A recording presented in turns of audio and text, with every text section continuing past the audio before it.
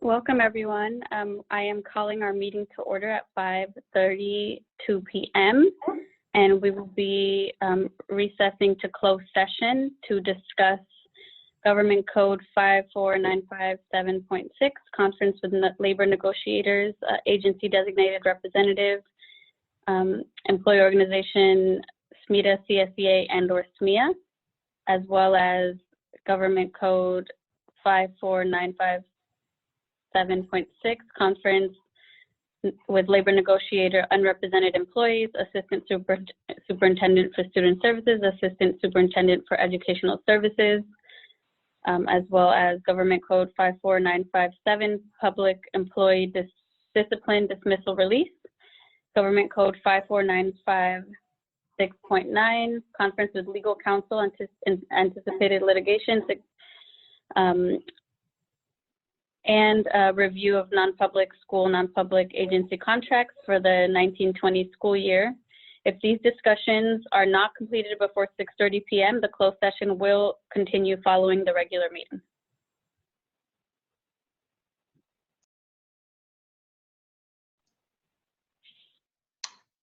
President Corzo, go ahead.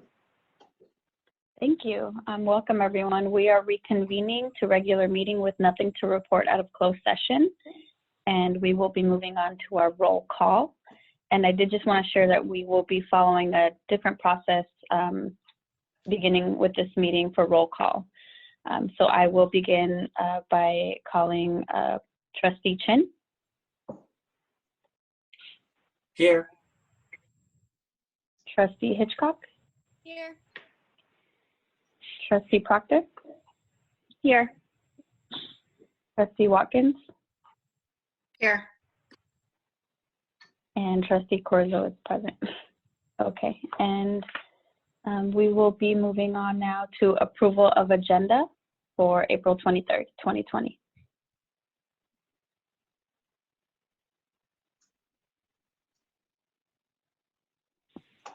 Motion to approve the agenda. I'll second. This is Ken. I'll second that. Okay, I have Allison with the motion and Ken with the second. And moving on to approval of minutes for April 9th, 2020 special board meeting. April 2nd, 2020 district project considered essential. March 26th, 2020 special board meeting.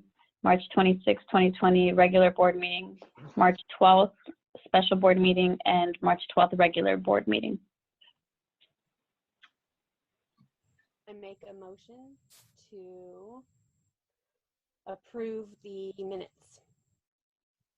Do I have a second? This is Ken. I'll second that. Okay, thank you. We have Rebecca with the motion and Ken with the second. Moving on to public statements. And could you take a roll call vote? Oh, that's right. Trustee Chin? Yes. Trustee Hitchcock? Yes. Trustee Proctor? Yes. Trustee Watkins? Yes. Okay, and Trustee Corzo, yes. Okay, moving on to public statements. Public statements related to non-agenda topics. The San Mateo Foster City School Board cannot act upon any matter that has not been included and publicly posted on the agenda except under limited circumstances as permitted by law. The board may refer matters raised in this forum to staff for investigation and/or action where appropriate. Please limit your statements to 3 minutes. Okay, President Corzo, currently we have 2 hands raised for public comment. Do you want to continue with our 3 minutes, or do you want to change the time? We can continue with our 3 minutes. Okay, fantastic. First, Karen Engtora. Karen, we're going to bring you in. Hold on one moment. Hello, can you hear me? Yes, we can, Karen. Thank you very much. You'll have 3 minutes to address the board. Thanks for meeting tonight, and I want to thank the teachers that are online for what they've done for Distant Learning Phase 2. So I had a question, actually not a question, a statement regarding getting a Chromebook for my child.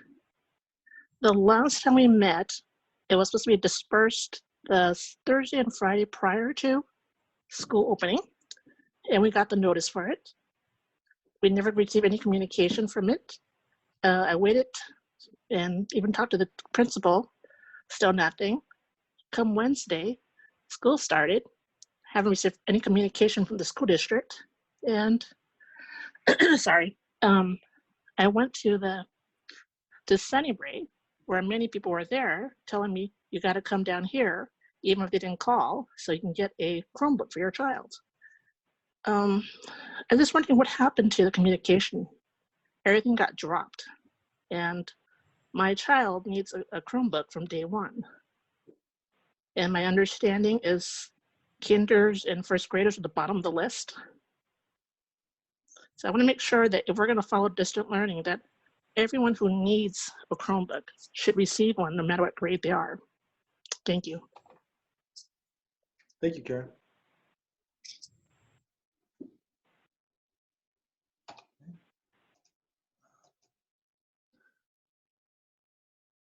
Next, we have John. I'm sorry if I'm mispronouncing this. Jeskier. John.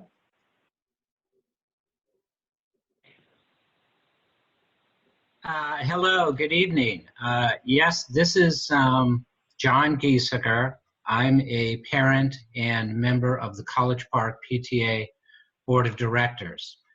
First, I wanted to thank you all for your efforts during these extraordinary times. I'm sure it has not been easy dealing with all the changes.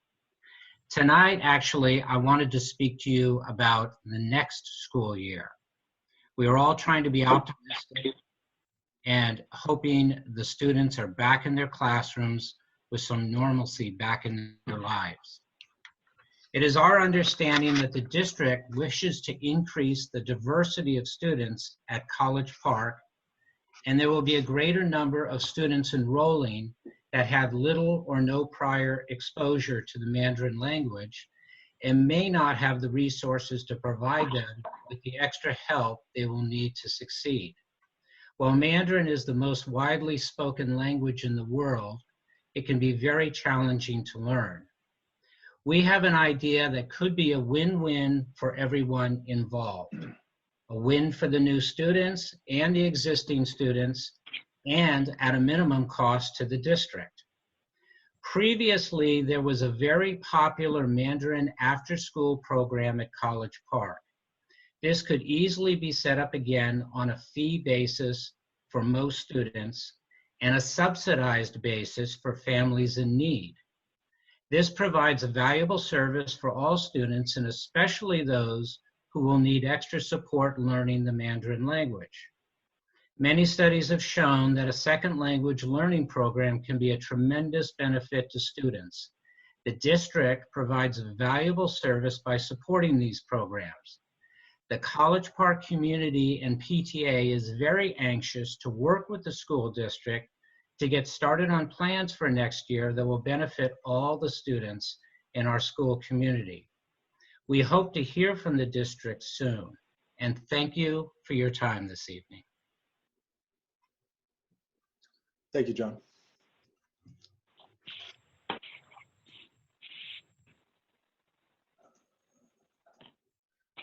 Okay, we have Pamela Fishman.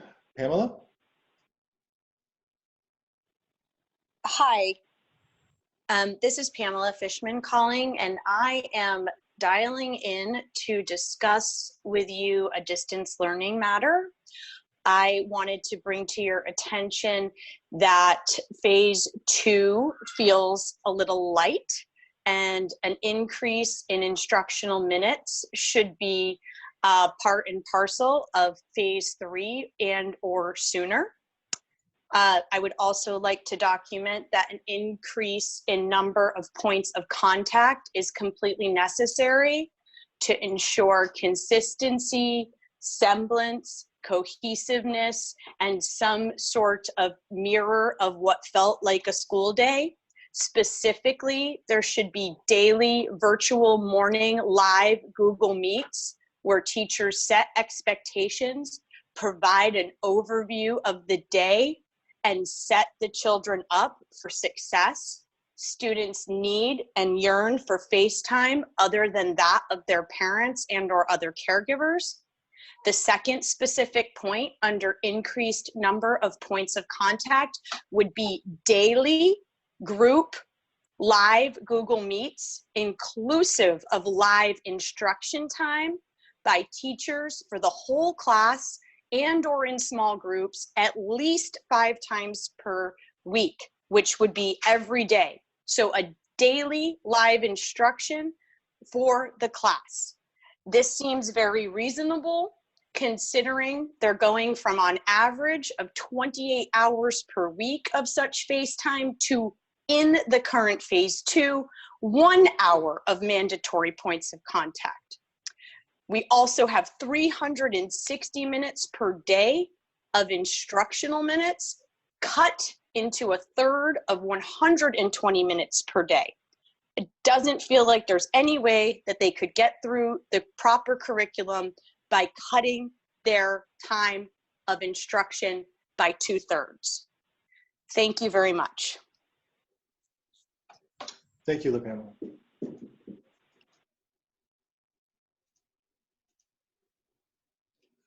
President Corzo, we don't have any other hands for public comment at this time. Thank you. Now we do.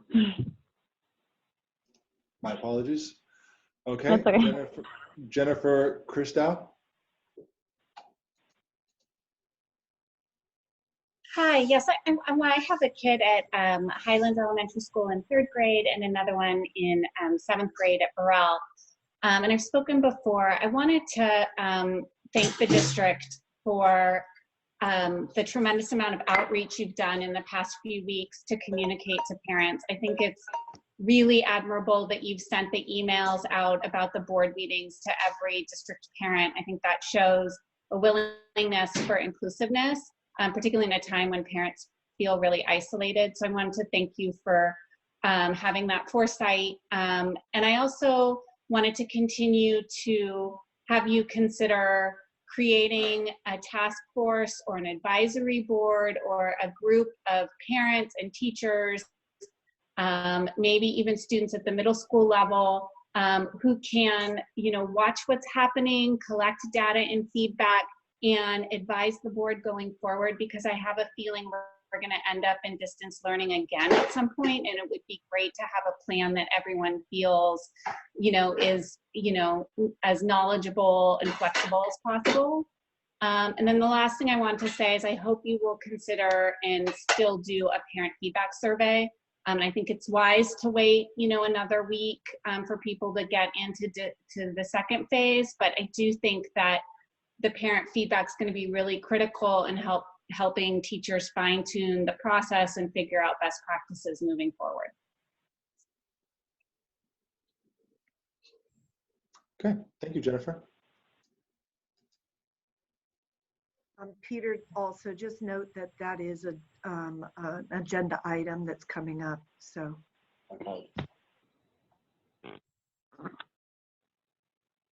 Okay, I don't see any other public comments in the queue, so we will be closing public comment at this time. And I do just want to clarify that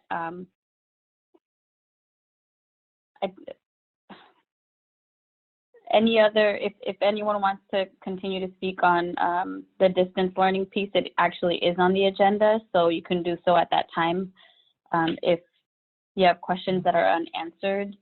And going forward, I am hoping we can figure out, when we were doing these meetings in person, we had a slip where you would write the topic, and so it was a little easier to organize. So we're going to look into that for this forum, this type of forum.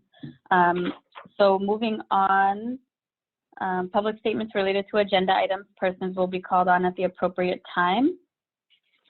And our next agenda item is foundation and committee reports.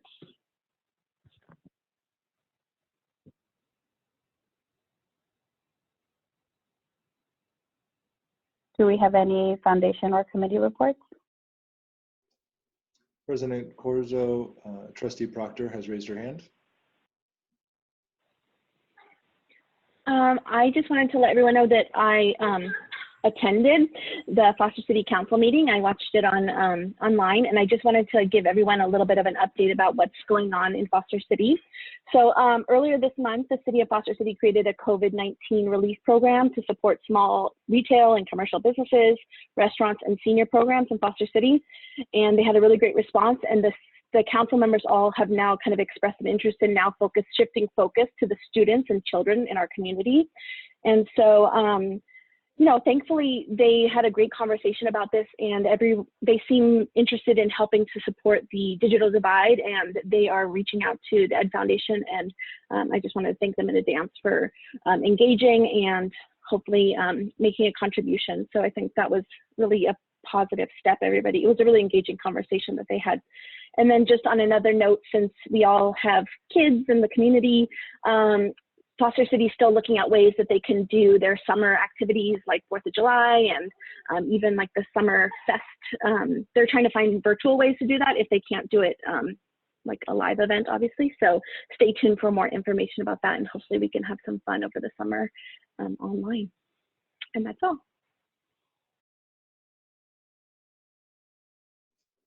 Okay. Thank you. Do we have any other, Rebecca, Trustee Hitchcock, sorry, please go ahead.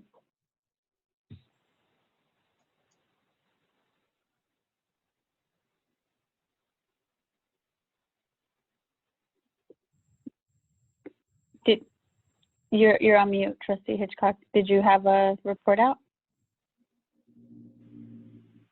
Can you hear me now? Yes. Yes. Sorry, the technical difficulties are already starting. I just wanted to say that on Tuesday, there was a CDAC meeting, and I think it was pretty well attended, and they were starting to hash out some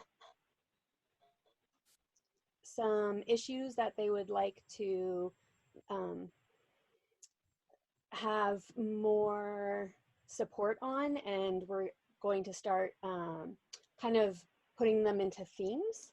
And then the next one is the next meeting. Sorry.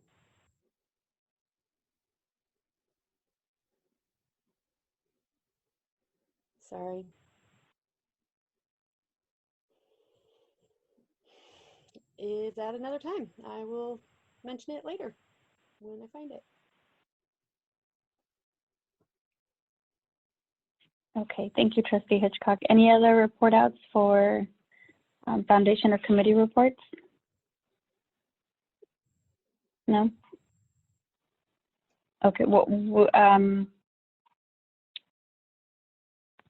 we did have an equity task force meeting.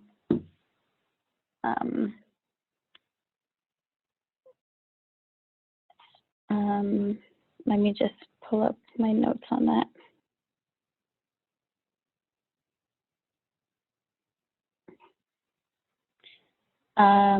Yeah, I'll just summarize really briefly.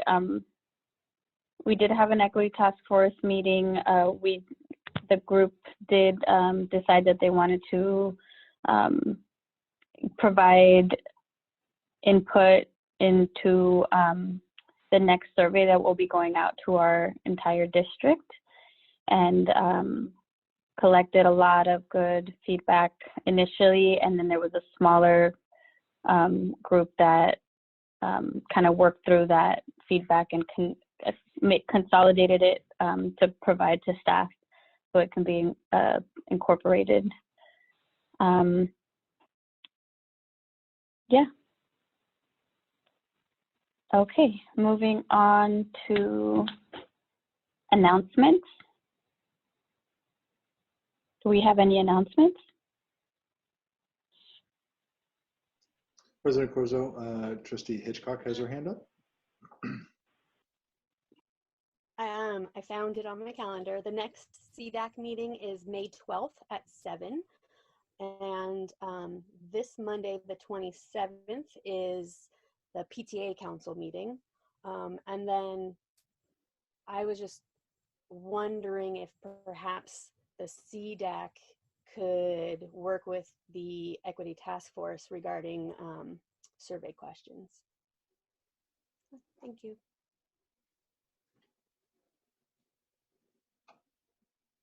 Trustee Chen? Yeah, I just wanted to mention that tomorrow is Arbor Day.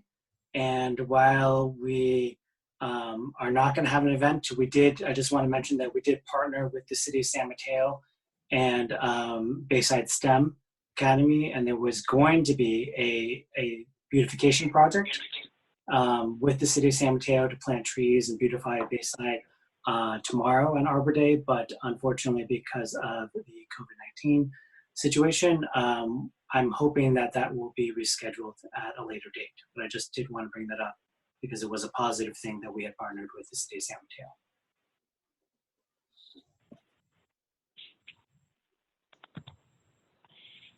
Thank you. I don't see any other hands raised, so I just wanted to share that the San Mateo County Strong Fund will be opening their application process for small businesses beginning on April 27th. I want to say it goes live at noon. And I do believe that the San Mateo Credit Union will be managing that process.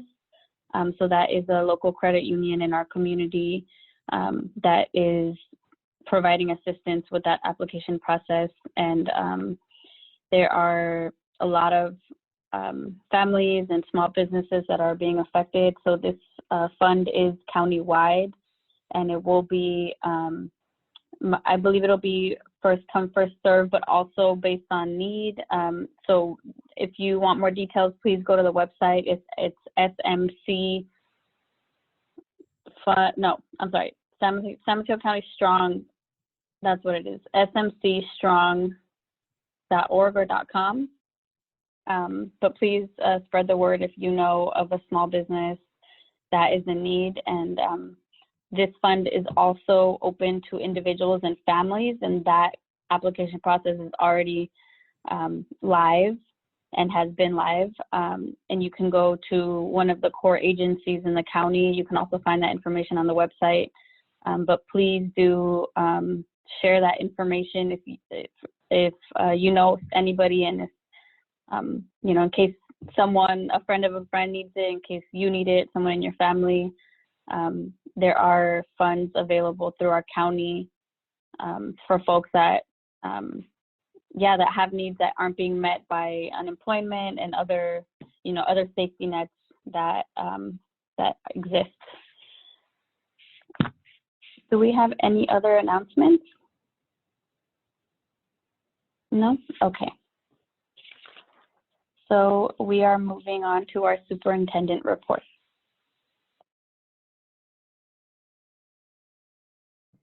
Thank you. Peter, could you bring Aaron Felix on board, and I'll explain why. Our usual order of business after approving a new principal is for me to introduce that person and let them have a chance to introduce themselves to you. This tradition didn't occur due to COVID-19 business, but now that we are beginning to pull ourselves back from all of that, I would like to take the opportunity to introduce you to Erin Felix. She is the upcoming principal for Beresford Elementary School. As you know, Amy Snow is opening our new school in Foster City, and Erin will step into Beresford during the upcoming school year. Erin Felix earned a Bachelor of Arts in History from the University of California, Davis, and a Master's in Education from Bank Street College of Education in New York City. She holds a multiple subject teaching credential, a single subject teaching credential for social studies, and her administrative services credential. Erin has taught in our district at Burrell Middle School, and she became the IB program coordinator when the school transitioned to the IB program. She also served as academic dean at Burrell and Bayside, and then due to various changes that were occurring in our district, Erin stepped in as the interim AP at Foster City Elementary. Most recently, she has been working as a language and literacy TOSA at Bayside.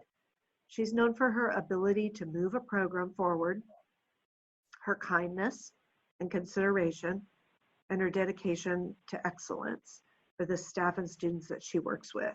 So I'd like to welcome Erin and allow her to say a few words. Thank you very much. Can you hear my audio? Okay. So thank you for that kind introduction. Although the distance learning has been a challenge, I really look forward to the future when we are in our new normal and we are back together again, whatever that might look like. I think school is a magical place, and so I look forward to kind of sharing that experience with my new site, Beresford. I met with the staff today, and I've met some of the community members, and they're just warm and welcoming, and I look forward to working with them in the fall. And I also am very appreciative of all the administrators that I've worked with, because they've been so supportive and have given me so many opportunities that have led me to this opportunity now. And thank you to the Board of Trustees for trusting me with this important role. And I'm thrilled to join the Beresford community. Thank you, Erin. We really appreciate seeing you and look forward to you taking over for Beresford School in the fall. So thank you. Thank you. I had a couple of other announcements. I wanted you to know that the census is ongoing. It officially launched April 1, and we have promoted it through School Messenger, Facebook, and it was posted on our homepage for a couple of weeks when it first started.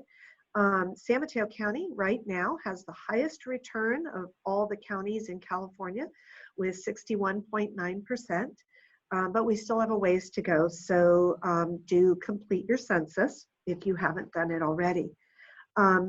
May is also the month where I usually hold another series of coffee chats.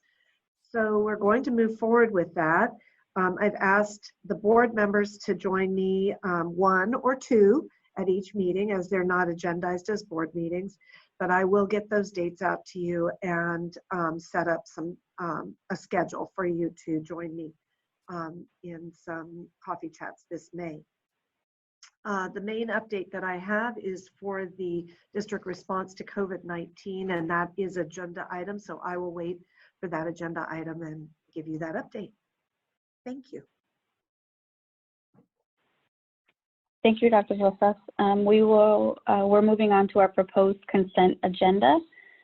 All items on the consent agenda are considered by the board to be routine and will be enacted by the board in one motion in the form listed below.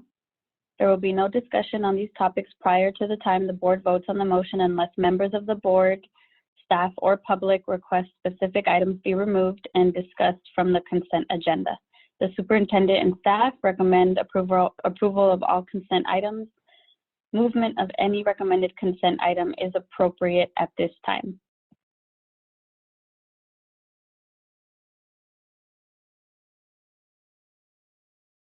Okay, and seeing no hands raised, do I have a motion to approve the consent agenda as is? Motion to approve consent agenda. This is Ken. I'll second it. Okay, we have a motion by Trustee Watkins and a second by Trustee Chin. And now we must do a roll call vote. So Trustee Chin? Yes. Trustee Hitchcock? Yes. Trustee Proctor? Yes. Trustee Watkins? Yes. And I approve as well. So moving on to our COVID-19 shelter-in-place and distance learning update. Thank you. To begin this presentation, I'd like to share our county statistics. As of Wednesday around noon, our county had 958 confirmed cases of the coronavirus and 39 deaths. While this may be low in comparison to some counties and some states, it is still significant. Additionally, there are many families who have lost jobs and are dealing with serious financial worries. So our thoughts are with those who have been touched by this pandemic. I think it's always important to mention that so that we remember those people who are really struggling. Our district has had to respond to this, and tonight we'd like to share our latest update on the approach to dealing with the pandemic. And I'd like to begin with meal distribution and childcare. David Chambliss, our Assistant Sup of Ed Services, will address the tech distribution, PD planning in phase 2, and our upcoming parent survey. Sarah Drinkwater, Assistant Sup of Student Services, will share counseling services and an update from the recent CDAC meetings that Trustee Hitchcock mentioned. I will then share where we are with grading, promotions, summer school, and the fall return to school. I'll also give you a very brief update on budget. So starting off with meal distribution, the last time that I spoke with you, we were preparing 600 meals, breakfast, lunch, grab and go meals a day. We are now up to 1,000 meals a day. And I do want to thank again our nutrition staff for working through the spring break so that the children did not go without their meals. So 1,000 meals are going out a day. Childcare, I shared with you that we are ready to deploy should we be asked to provide childcare for medical personnel or first responders. At this point in time, we have not been asked to open a center, but we still remain prepared. So that's my piece of this meal distribution and childcare portion. I'd like to turn it over now to David Chambliss so that he can describe more about tech distribution, phase 2, and the parent survey. Okay, thank you, Joan. Good evening, all. Appreciate the opportunity to update you on several aspects of our phase 2 distance learning. Starting first with our work around distributing devices to our families. Again, that devices, by that we mean both computers, our laptop Chromebooks, as well as hotspot or Wi-Fi devices that enable families without Wi-Fi to access the internet. Our plan was the last 2 days of spring break, so last week, Thursday and Friday, to begin distribution at our 4 middle schools. We continued with distribution yesterday at Sunny Brae and College Park. We have an additional day planned next week on Wednesday. And it's likely at this point that we will again do that at Sunny Brae and College Park. And we're anticipating the following Wednesday after that as well. Each session we try to do an analysis of who we've successfully reached and where the need remains. So for that Wednesday after next, we're still determining what sites it would be. So through yesterday, we distributed 2,500 Chromebooks. The need has actually been growing. Initially, when we ran our numbers and we're doing our planning, we were at 3,000.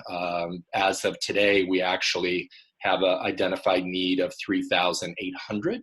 So just quickly doing the math, 2,500 Chromebooks distributed with a need of 3,800. We still have well over 1,000, basically 1,300 Chromebooks that we know we need to continue to distribute.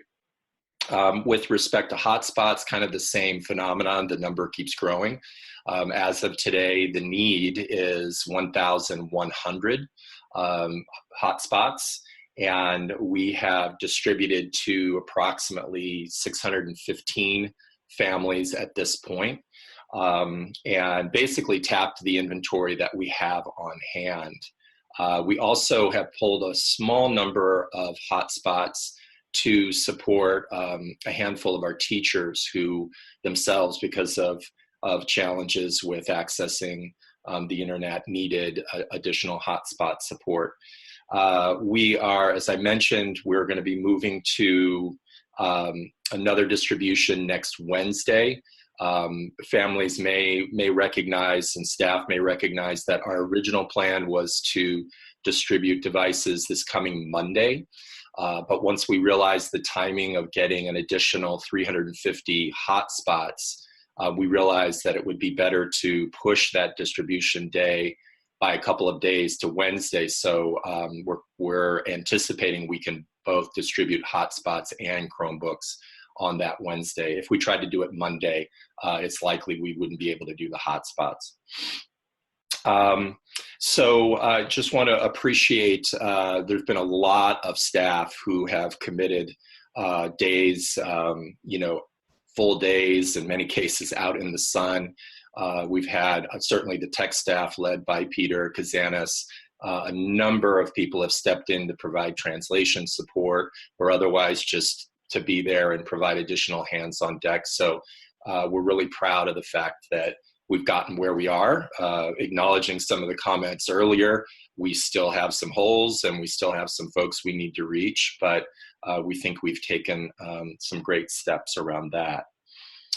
And then, of course, phase 2, as we've called it, of distance learning actually officially began yesterday. Want to note that Monday and Tuesday were spent by staff. Monday was a professional development day, and Tuesday was a planning day. The professional development day, just to update you on that, was organized. It was sort of obviously it was all virtual or distance learning. We offered resources to our sites that basically enabled them to structure the day as they saw fit.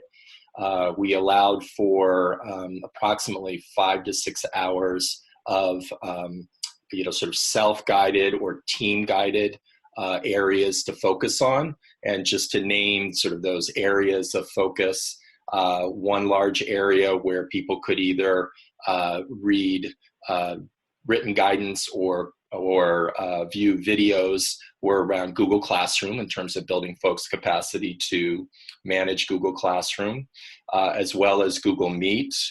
More broadly speaking, the tools that we think of as Google Suite, Docs, Forms, etc.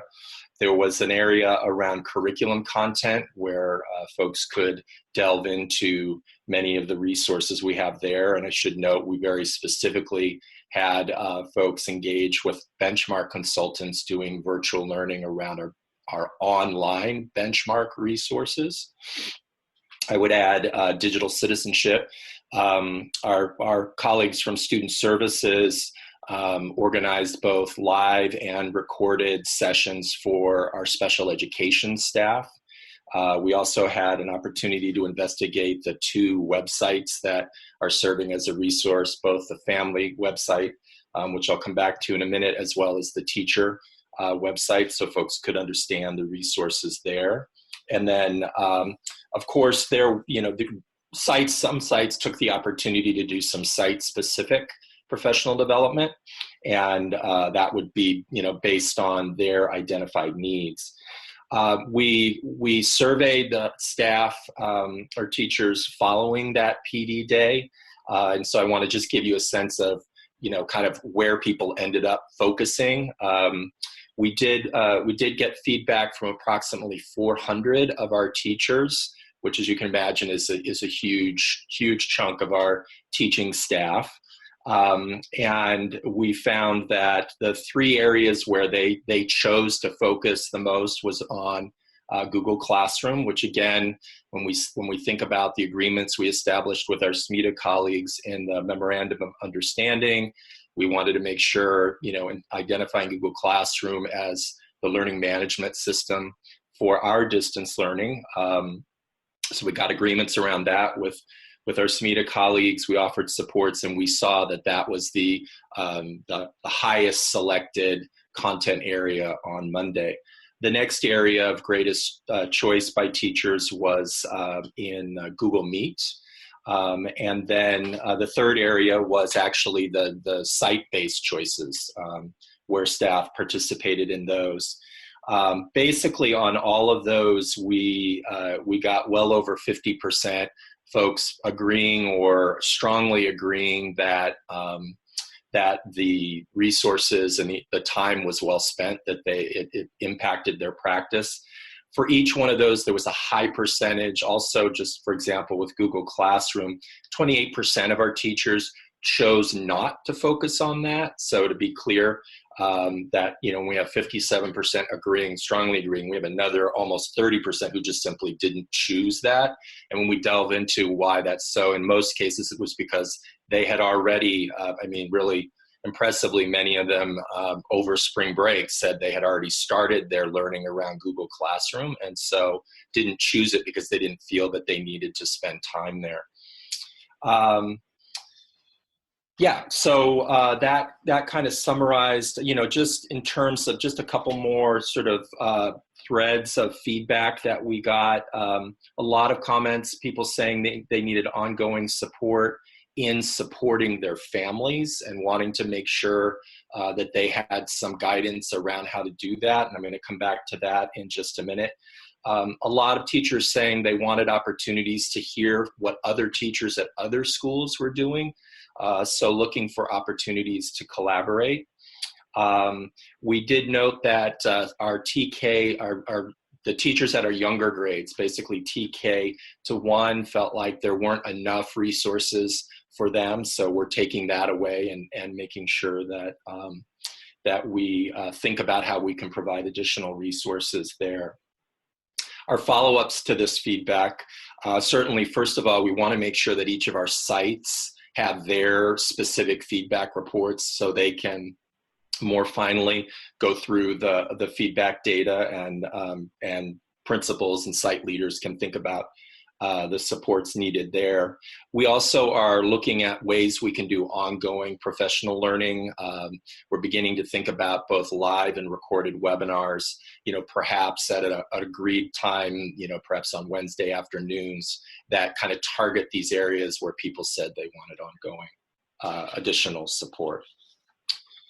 And then finally, well, actually, 2 more points. I just wanted to mention that in the launching of the work with the teachers, there was an effort to push out a lot of resources to our families as well. And I hope we'll start to see the sync up of these resources with our teachers, so they'll begin to feel like, yes, there are resources out there supporting them. We mentioned at the last board meeting this new family webpage, that family resources webpage, so that went live. We pushed out what we call the placemats, which is an additional learning resource. And I do want to mention also on the webpage and in other links, we provided all of our families with a tech help feedback or request form rather. And the form has been live for about a day and a half now, and we've already gotten 60 requests for support, which is great. By far, the majority of those are requests for getting Chromebooks and devices, which is really helpful because it allows us to track down maybe there's folks we're missing somehow, and so that's giving us really specific feedback. So obviously, since we're in a public meeting, I just want to encourage our families to please use that resource. It really helps us figure out how we can better reach out and support them. And then finally, you know, a broader way that we can understand how the phase 2 distance learning work is going is, as was mentioned earlier by Joan, that we're planning a family survey. And I do appreciate the support of the Equity Task Force, which took this in their advisory role to the district as an important first step to make sure we have a way to get feedback from our families. So as I think Noelia mentioned, a lot of important brainstorming work by members of the Equity Task Force, and that's guiding staff in the writing of that survey. At this point, we anticipate pushing the survey out in the first week of May, which would be, you know, approximately 2 weeks into the phase 2 distance learning. So we're greatly looking forward to the feedback on that. And I will stop there. Thank you so much, David, for that update. And now we'd like to have Sarah Drinkwater, Assistant Superintendent of Student Services, provide some information about counseling services that are available for our families at this time, and to give us an update on the recent CDAC meeting. Thank you. Good evening, Board President Corzo, trustees, and Dr. Rosas. I'm happy to share with you first about counseling support during distance learning. When students are in school and need support or are already in therapy with a counselor, it's easy to provide referrals or share concerns with the principal and counselor as they pass each other, day to day or have meetings. So it was important to put together some procedures online to help support families and students continue to feel connected with school, and if they are needing extra support, how to access that. So this project and initiative was led by Winnie McMichael and supported by the elementary and middle school counselors. So the procedures entail, if there are concerns about suspected child abuse, how does a principal or teacher complete the referral and county reporting appropriately online, because we're used to pen and paper and contacting in other ways. So that has been shared with teachers and principals, the process to follow with that. If a teacher has concerns about a student, they're first asked to contact the parent and share what their concerns are. They may notice something in a small group or individual time with the child, and to first bring his or her concerns to the parent. If right at the moment there is high risk for suicide, the procedure is to contact Star Vista's Crisis Center, and that contact information is within the procedural guidance book for the teachers and school sites. It may be that a family needs to take their child right away to the emergency room, and also police departments, the San Mateo Police Department or Foster City are also contacts for a family if there is an emergency and a crisis. The regular counseling referral process will continue online. For the elementary sites, there's an online referral system that is in operation right now. At the middle school level, if I was a teacher, I would refer to the school counselors whom I know. Because of the age of the middle schoolers, a middle school student may refer him or herself, and so there is an online procedure for doing that, or they can just request a check-in. Typically in a school day, if a student is wanting to sort of stop by and chat with counselors, we're calling that a check-in, and that is appropriate for middle schoolers to do. We do know that not all elementary sites have elementary counselors, so there needed to be put in place a request for a check-in either by a student or a parent. And Winnie McMichael is helping facilitate this and taking in the requests for check-in. And if that particular school does not have an elementary counselor, then she is able to reach out to other elementary counselors to take on checking in with this parent and child 1 or 2 times. Lastly, related to this, they have put together a process for our newcomer Spanish-speaking students and developing a counseling services referral form for middle school and elementary students. We have some associates who are working with us who speak Spanish, and so they will be referred by Winnie. The child or family will be referred to this associate through Winnie, and then that associate who is Spanish speaking can check in with that child and family 1 or 2 times. If there is something more ongoing that is needed, then the referral process for ongoing therapy would then begin at that time. But there is a way to connect with our newcomer Spanish speaking families, and that has already been accessed during this time. So very important counseling supports for our families and students in the district. And these procedures and guidance have been shared with teachers and with the site leaders.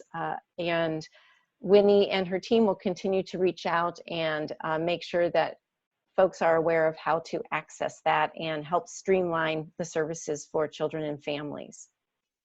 Next, I'd like to share a little bit about the Special Education District Advisory Committee that Trustee Hitchcock mentioned at the beginning of our meeting this evening.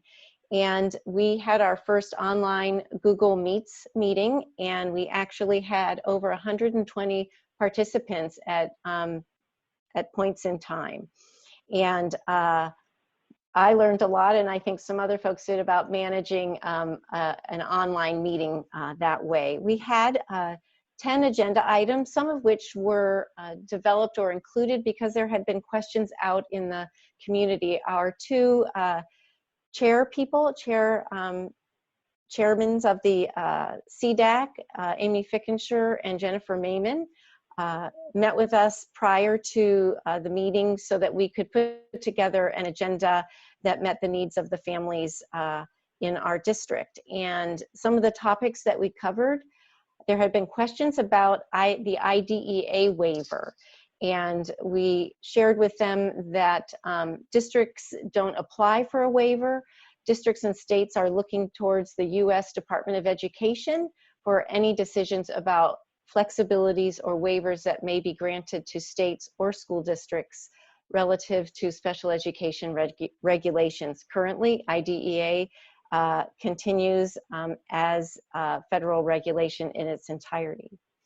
We also provided information about the prior written notice, which is a legal special education document that the district provided when we moved into distance learning. It's a way of sharing with families changes that are to come in the delivery of special education services.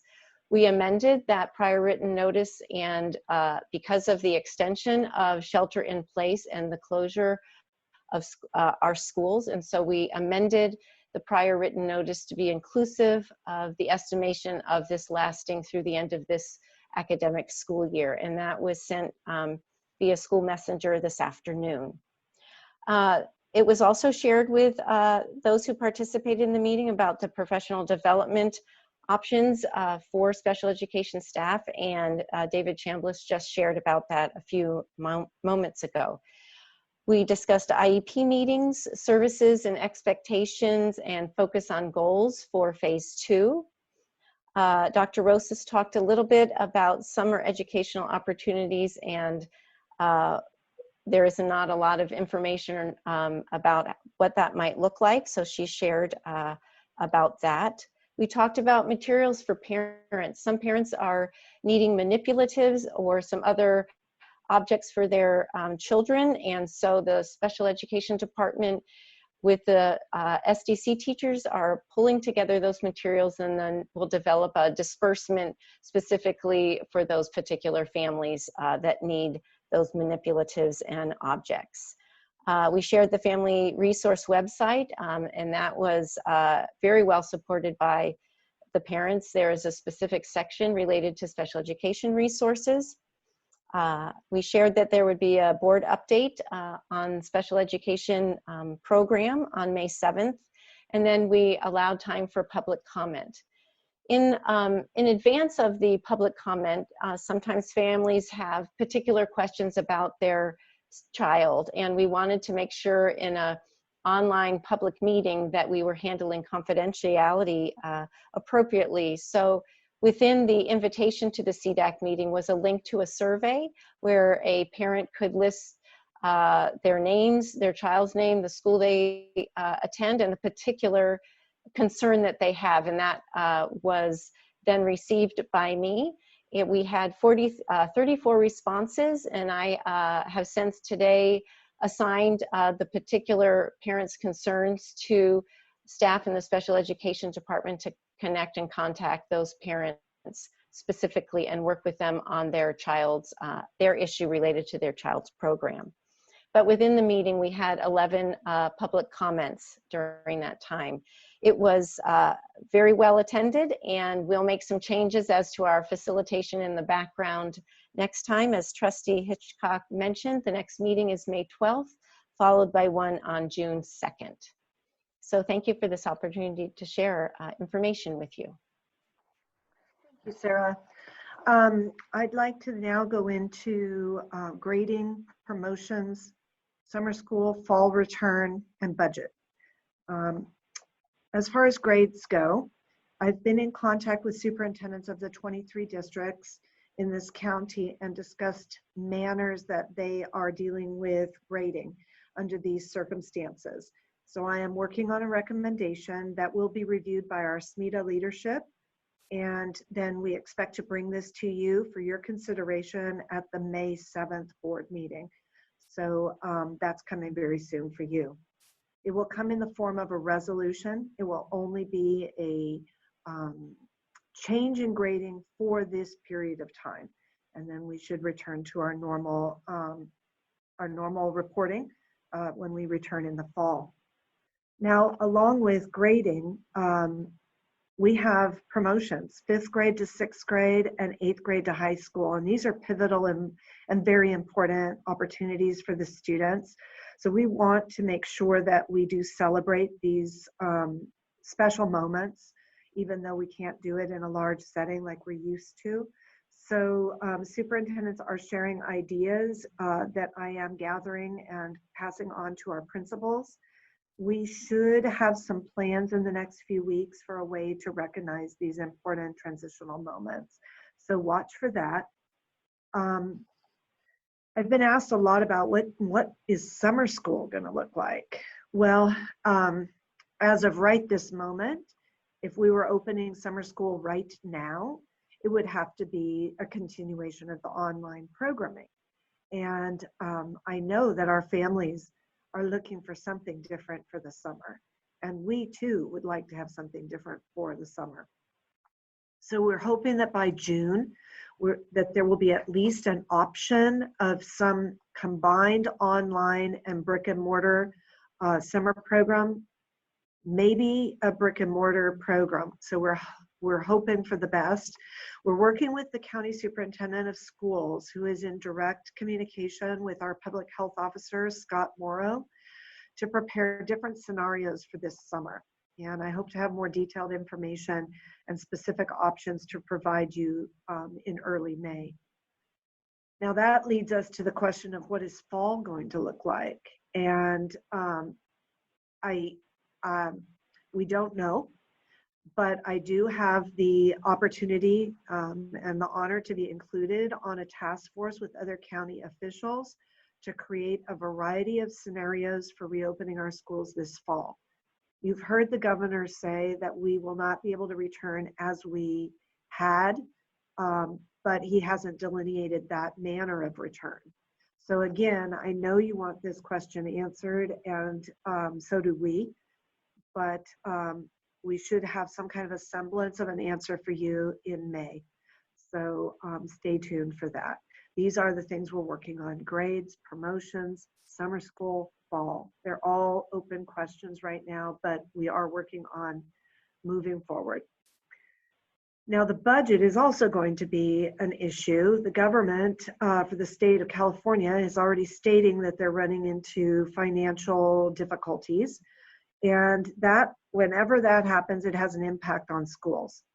We went through a period of recession, you'll remember, in 2008, and I suspect we'll see a downturn by the upcoming school year. So staff is meticulously documenting all the expenditures related to this COVID-19 situation for possible reimbursement or grants. And we're combing the books for all expenditures that can be put on hold for the time being. I do not want you to know that we will receive about $190,000 from SB 117. And our wonderful Education Foundation has raised about $50,000. This includes Saris Regis, a single donor of a $5,000 gift. We're very appreciative of that. There also may be some funding through a 2-county drive that's being supported by the Silicon Valley Community Foundation. So we'll be watching for that to see how that might play out. And tonight, you will be asked to pass a resolution that allows the district to request reimbursement for COVID costs from FEMA. So we've never done that, any reimbursements through FEMA before, but it was offered to school districts. But in order to apply, you have to have this resolution. So that will be coming to you later on this evening. So that concludes our report for where we are with the COVID-19. And I'll turn it back to our president, Noelia Corso.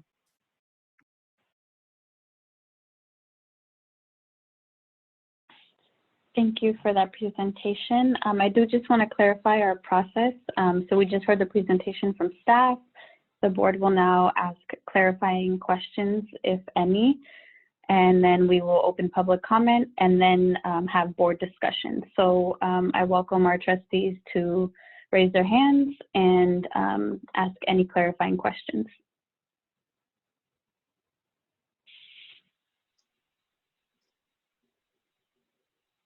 Okay, Trustee Proctor. Hi, thank you for the presentation. It's very informative. I just had a few questions. So there's 1,100 or I think 1,300 more students that need Chromebooks. I'm just curious what's happening with those students in the meantime. Do they have materials or packets, or how are they staying engaged at this point? Should I keep going? Keep listening? Yeah, no, oh, do you want me to? No. Yeah, okay. So yeah, I mean, obviously it's urgent. If we've committed to the idea that phase 2 distance learning is going to be heavily digital based, then obviously we need to get Chromebooks into the hands of those folks. There's I think site by site and teacher by teacher, there's some mixed strategies around this.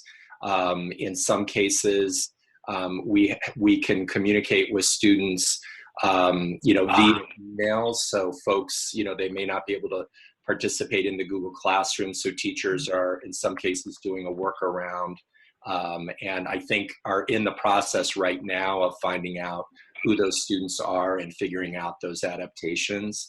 And then in some cases, we have teachers who are providing students with hard copy materials and providing guidance that way. So there's sort of alternative digital approaches, if we could call it that, which would be via email, talking with students on phone, and then hard copy materials. Okay, and then my second question was, so it was mentioned in the public comment, is there some sort of like priority for Chromebooks, or I guess that's the question, is who gets it first, and how do we make sure everybody who needs one is getting one? Yeah, I should say for Thursday and Friday, we did prioritize 3rd grade through 8th grade. And then as of yesterday, we no longer had that priority. So the focus now is anybody TK 8 to 8th grade, we're trying to get devices to them. Okay. This one is kind of like, to me, this question is a little tricky, but I think that, I just want to acknowledge that people do send us emails and we read them, and, we're listening. And so I want to just ask this question, and maybe it's not the right time, but what is the goal for the end of the year for students? Like, are we expecting that we'll get through all the curriculum for this year? Are we just going to teach as much as we can teach in this time period? Or what can parents expect by the time we start in fall? Where will students be? And I know it's not just an easy question and we're still working through it, but I just want to kind of lay that out there. Yeah, well, it's a good question. And again, this is, please understand sort of the learning curve of this. One of the things that we're very clear on is we want to communicate. We should not expect that distance learning is going to enable us to move through the quantity and quality of standards learning that would have happened if students were in the brick and mortar classrooms. It just simply is not possible to do. And that said, we are encouraging our teachers to provide standards-based instruction.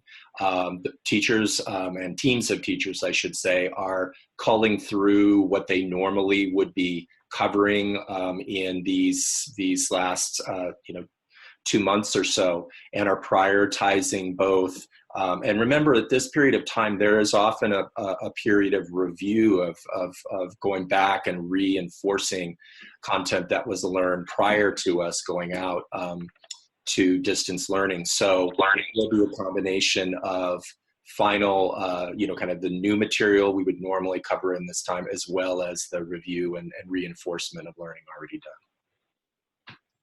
Okay, I just had one more question. It was regarding, I think it was during the CDAC meeting that was mentioned that there was a survey that people could kind of give child-specific concerns.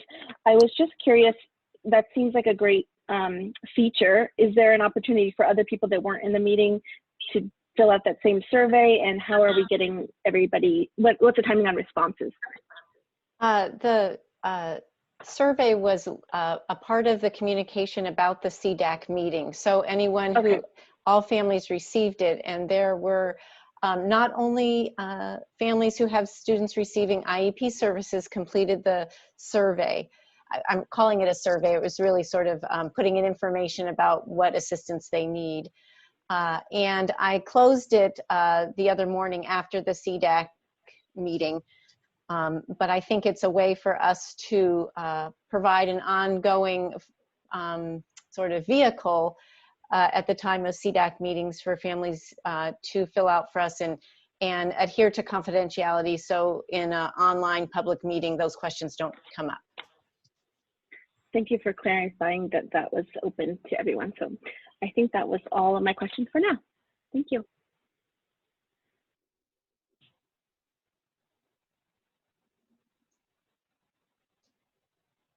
Okay, do we have any other clarifying questions from any trustees?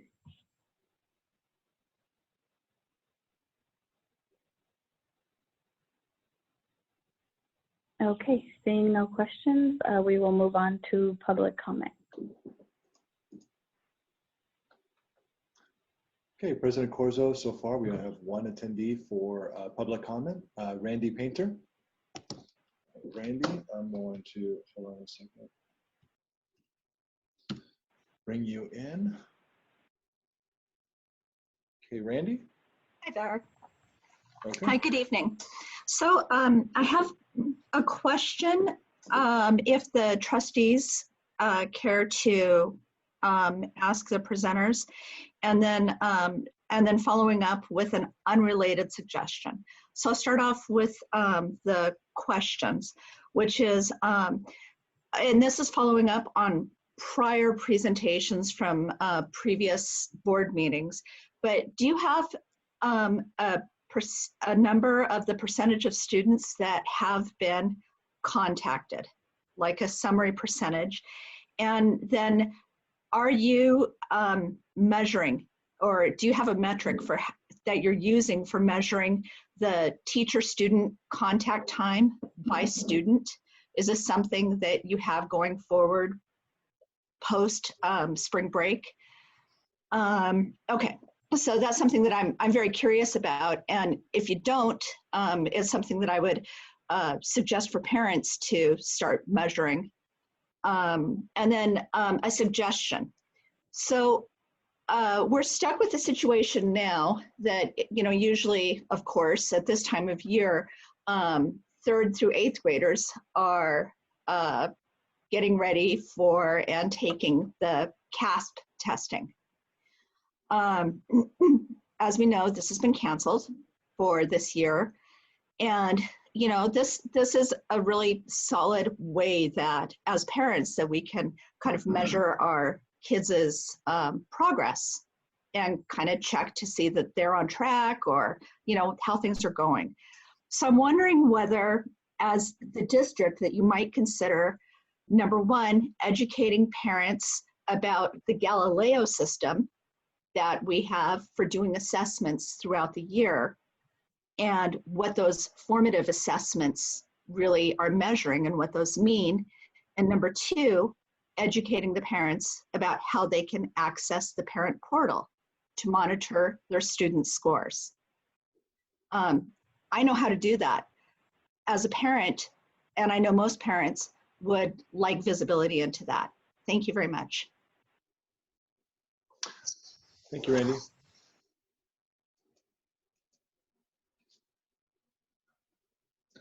Okay, next we have Robin Fletcher.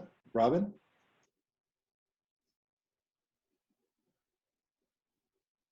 Can you hear me? We can. You have 3 minutes. Thank you, Robin. Great. Thank you.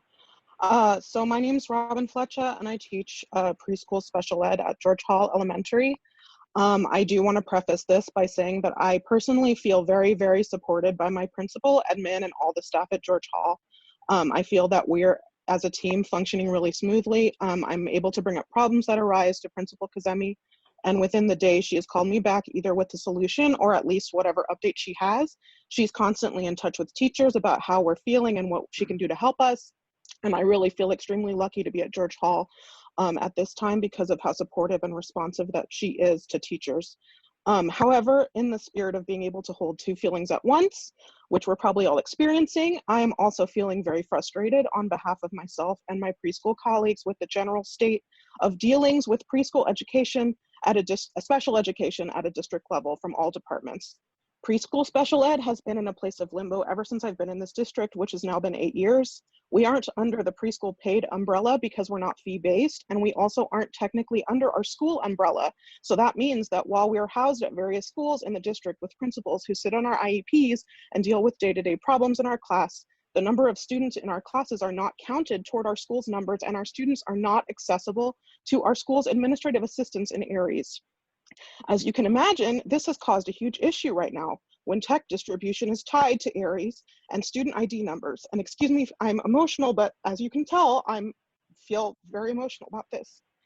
We also have students who need access to tech and do not have it. However, our AAs are not able to go into ARIES and flag them. Everyone is left trying to scramble and figure out how we will provide tech to our students who need it. Luckily, the students in our classes who need tech are now in ARIES, with huge thanks in particular to Elizabeth Anton, who was extremely responsive today and input all of our students within the day. However, this scramble could easily have been avoided if our students were in ARIES when they registered and if our AAs had access to them. And some people listening might be asking why 3- and 4-year-olds need to have Chromebooks, since we're obviously, they're not logging in by themselves, but this is how we're communicating with our students and sending our curriculum. They also want to see us and their friends just as much as any other student in the district. As another example, the preschool families all received the email from the district mentioning the tech survey, but they didn't receive the actual tech survey. I had many families in my class contact me to ask me where their tech survey was, and unfortunately, I was not able to obtain an answer for them. The message, however inadvertent, from the district when these things happen is, we value our families' opinions and want to make sure their needs are met, except yours. This message is harmful. The district needs to think of it, this district seems to think of itself as TK through 8th grade. Mr. Chambliss even said that exact thing minutes ago. This is not the case. Going forward, please keep in mind how this feels to families and teachers in our district. This is the first impression of our district families are getting, and that will carry through their time here. Thank you. Thank you, Robin.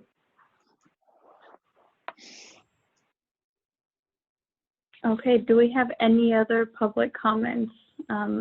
Once public comment is closed, we will not be taking any more. So I do just want to give folks a couple seconds to raise their hand if they do want to make a comment.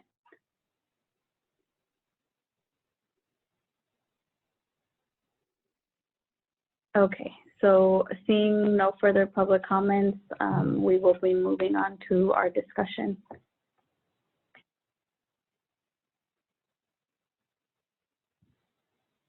And we will be following our new order for speaking. So Trustee Chin, do you have any comments that you would like to make?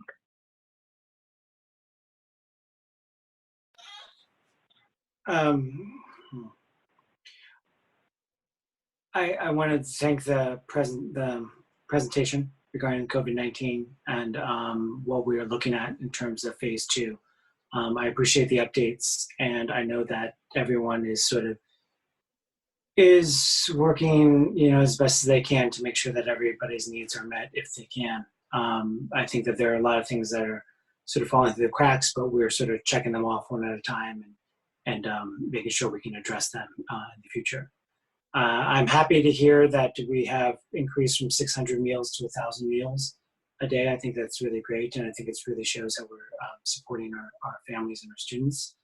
In terms of the Chromebooks, I actually happened to be passing by with my kids last Friday, passing Borel, and I did see the Chromebook distribution, and I thought that was really great. I guess the overall, I just am sort of really happy that we are trying to pull all through this together, and I know that there are a number of issues that just happened with the phase 2 rollout. A lot of technology issues that are coming up, a lot of just trying to reconnect after spring break. But I'm hopeful that as we roll into next week and the following weeks that we will sort of resolve those issues, and at some point we will get to some sort of level where it is at least, I won't say sufficient, but it's better than it has been. So, but I do want to thank all the teachers and the district staff and everyone for getting us to the point where we are today. So thank you. Oh, sorry. And I also want to thank the parents, because as a parent myself,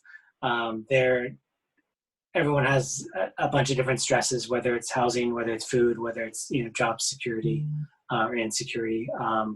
And we're now sort of asking the parents to also take on some additional role of helping to teach their kids. And so I also want to thank the parents and families for chipping in at the moment, because I know that it is stressful as well. Thank you.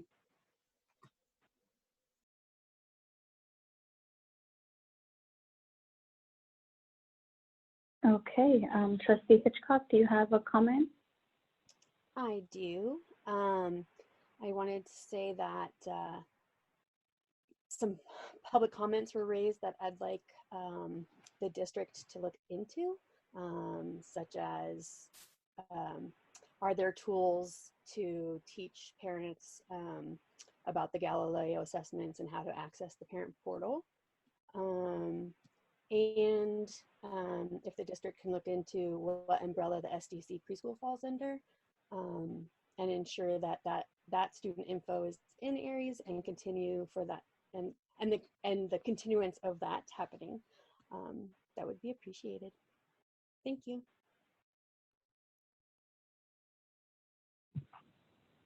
Okay, Trustee Proctor.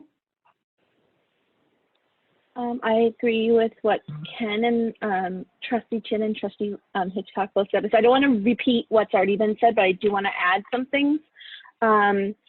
One is that just thinking about the meals, the increase in delivering meals, however, it is great that we're increasing meals. To me, that just shows that the need is increasing. And I think the longer that this goes on, the more and more families that are going to continue to struggle. And I just want to make sure that if there's any way we can provide additional resources to these families. I mean, it's great that we're providing breakfast and lunch, but are these families hungry at dinner time? Are we making any connections for anyone that may need additional meals beyond what we can provide 5 days a week? And so I'm not asking that we provide dinner for everyone, but at least making sure that everyone knows of the support in our community. And obviously we need to prepare for even more, because I think, like I said, I think this is going to just become a bigger struggle for a lot of people. I also wanted to just acknowledge the comment about the preschool, special education preschool students. And I want to just apologize and say that, it's not a good feeling to feel forgotten or left out. And so I feel for you and any student or family that feels left out. Thank you for speaking up and letting us know. What's my thought? Hold on one second. Oh, okay, so I just want to make sure that I know that everyone in the district is doing a really great job and thinking forward, and I want to just stress the fact that going into the fall, I do think it's going to look very different than the school we remember, and I just want to get started as soon as we can in planning for different contingency plans, whatever that looks like. And I don't know if that would include creating some kind of committee or task force or just getting more information as soon as we can. But I really want to make sure that when I look back to our mission, that we're providing rigorous, high quality, equitable education, and that we know that this is a very difficult time right now and it's not perfect, but I do feel like going forward, we need to really be on top of this. And we were commended at the beginning of this with how advanced we were, how quickly we were to turn around and provide distance learning. And I just want to make sure that we're continuing to stay at the forefront of this, and that we are still a leader within our community and our county, and you know, whatever I can do to help. But I want to make sure that we continue on this trajectory and you know, really provide the best education that we can. And I really like to hear, I liked hearing that the teachers want more collaboration amongst each other. I think that's great. And just having 2 different kids in 2 different grades, I can already see some differences. So it'd be nice to have more collaboration and really provide the best education that we can. So those are all my comments. I just want to thank everyone for all the hard work.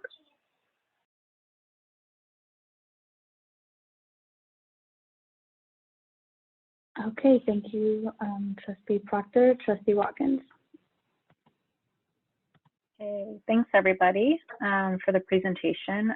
Agree with Trustee Proctor around kind of the, I'm really glad we've been able to respond to the need around the meal piece, but definitely feels like it shows a huge strain in our community right now. So, and echo kind of those thoughts around what are ways we can continue to connect folks to resources, which I know we've been doing, and how can we continue that, and would love to actually hear about that kind of in future presentations on updates. Really excited to hear about PD Day and how that went. I look forward to hearing. I'm really grateful that that's something that we're thinking strategically about and creatively about how we can continue to folks, be it virtual or you know, different kind of ways to provide additional support for folks. So I look forward to hearing more about that. I also just wanted to thank everyone that worked on the family website. I haven't seen the teacher-facing website yet, but I have had some time to dig into the family website, and I think it's a great kind of one-stop shop for folks with a lot of really excellent resources. The placemats are really great.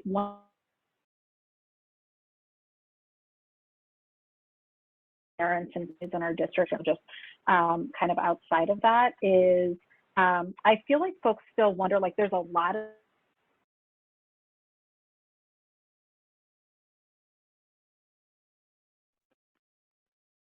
Can you guys hear me? We lost you for a second. I know. I think I need to switch networks. So hopefully I can make it through my comment, and then I'm going to switch networks. Sorry about that. I think folks are still wondering what a day should look like. So how do I distill this abundance now of resources, I feel like, into like what is a daily schedule? And so I would love to see us give some exemplars, maybe just by grade level band, even as a start, right? Like preschool, TK, K2, 3, 5, you know, something like that, where it's kind of just, here's one way that your day could look. Because I think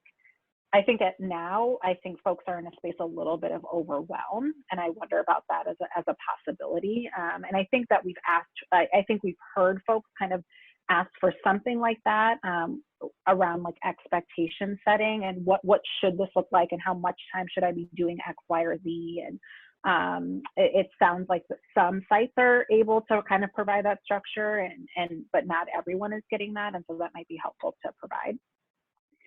I did have a question. It's kind of a question / comment. The materials, so in the special ed,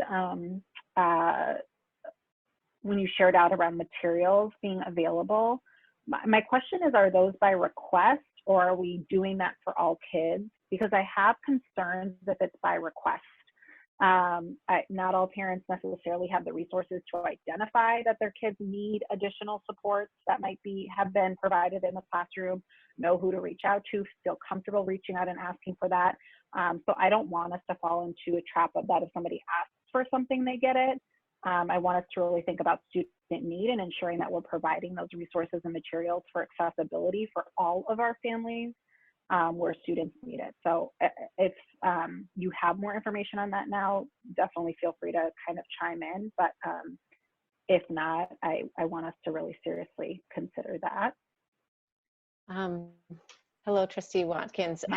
It is not just by request. The SDC teachers are reaching out to the students' families that they serve related to the instruction and materials that they're using for activities and instruction. So it's not just on a request-only basis. Perfect. So all families will have some sort of outreach in terms of what they may need. Yes. Okay, great. Thank you for that.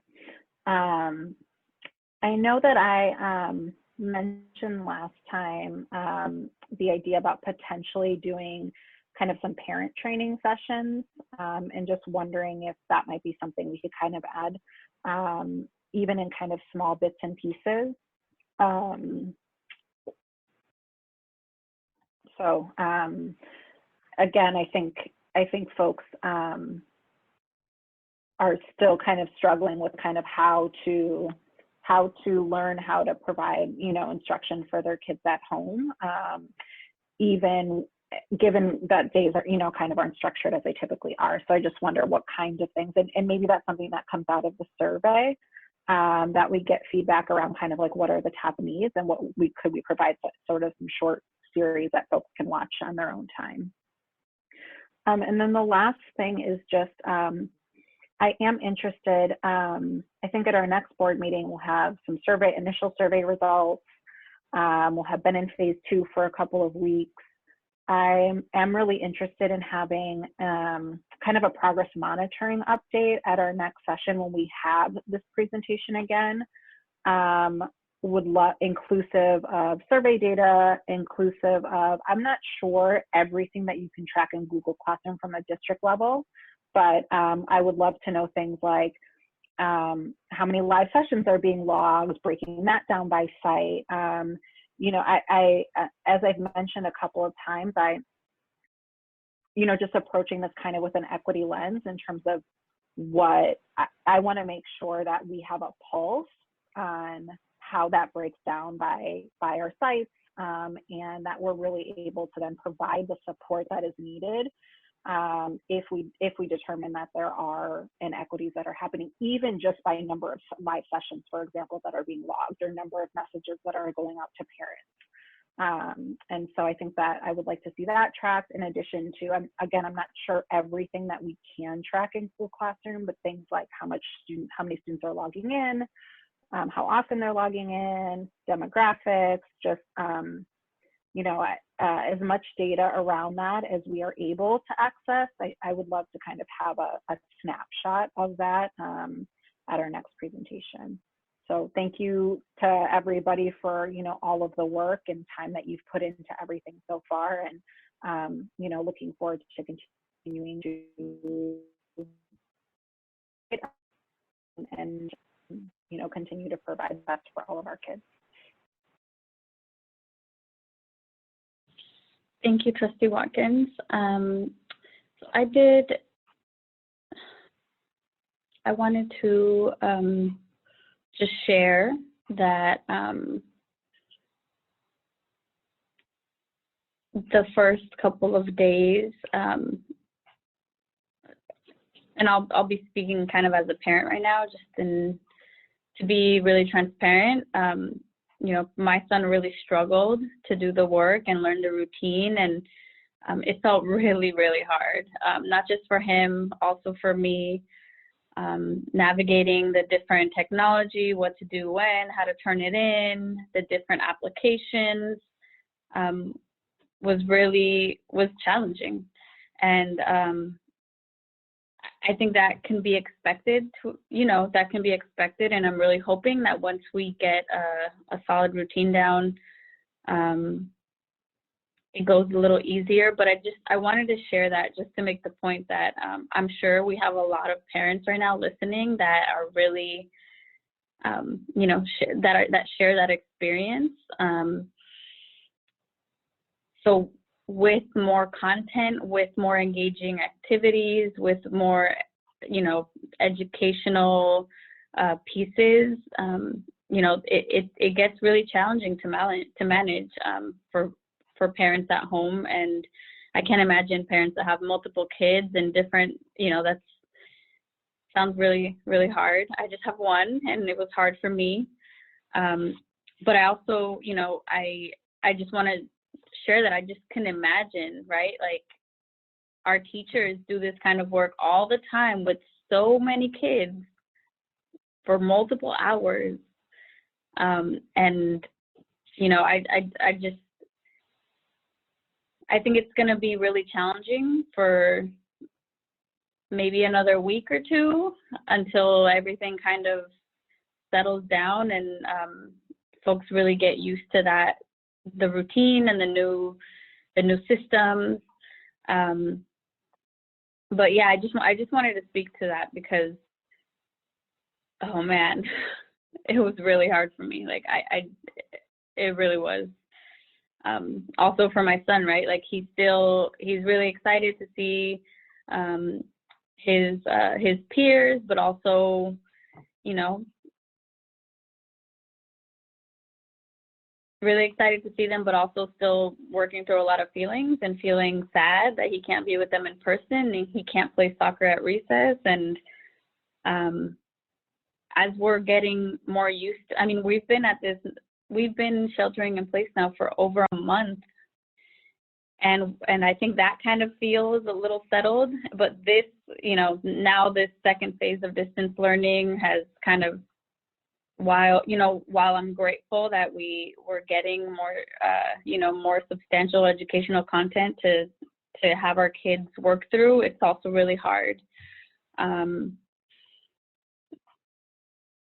So I just make that point to just say that, you know, we just need a little more time. We'll make it through this you know, this hard part in the process.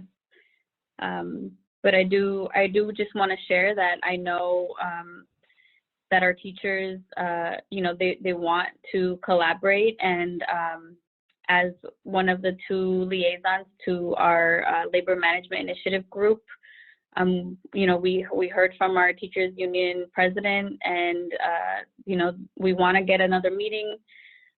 We have a meeting on the calendar already for that group to, you know, to talk through district-wide issues and collaborate with teachers from from all of our school sites and leadership, and like work together as a district to kind of share best practices in a different kind of space.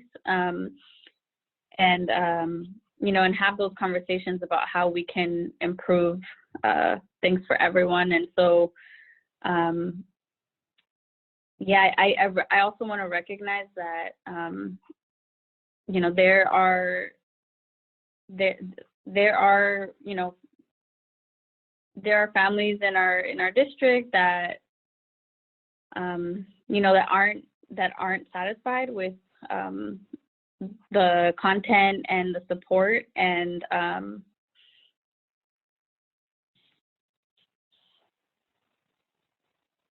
everyone, of course, is entitled to their opinion.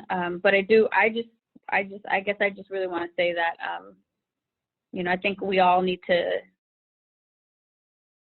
show, you know, more patience and more understanding, and just work through it a couple more weeks until we kind of get into that groove where things are smooth again.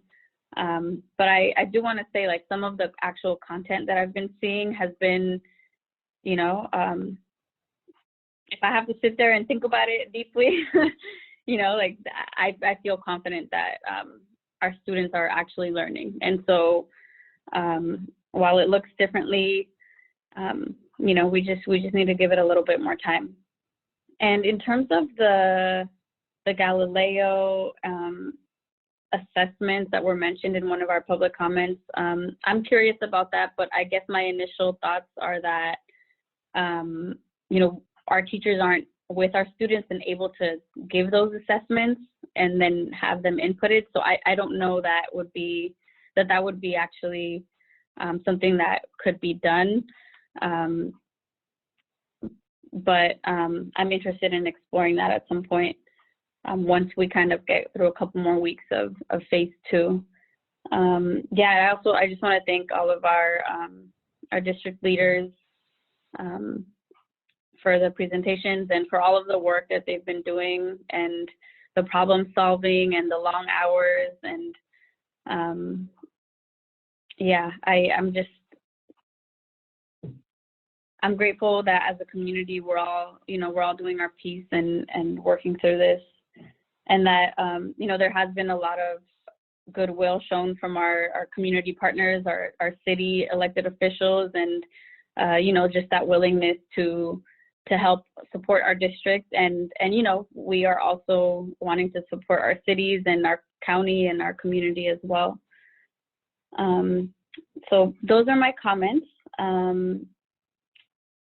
And with that, we will be closing this item unless any other trustee or Dr. Rosas wanted to make another comment. No? Okay. Okay, so we are moving on to item 6.2, resolution number 25/1920, emergency related to COVID-19. So this is a resolution that County Council drafted for districts to use in relation to emergency actions only in response to issues related to COVID-19. Now we're really probably through the initial chaos that this created. This resolution may not be necessary at this point in time. But you do know from the many emails that I send you that I do feel very great responsibility for the health and safety of staff and children, and for the continued operation of this district, such as paying bills. I need those things to continue without interruption. This resolution, if there's a need for immediate action, it permits me to act in these particular areas. Upon duly notifying you, so I do need to let you know that I'm going to take action.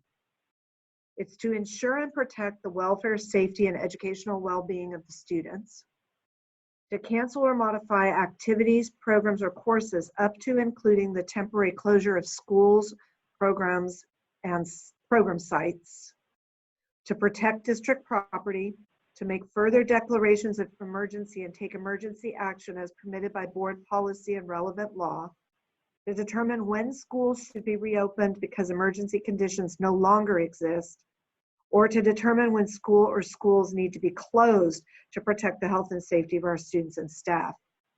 And like I said, this probably would have been very helpful when we were first entering this situation. And I'm hoping we really don't have a further COVID-19 situation where any of this kind of emergency action would come.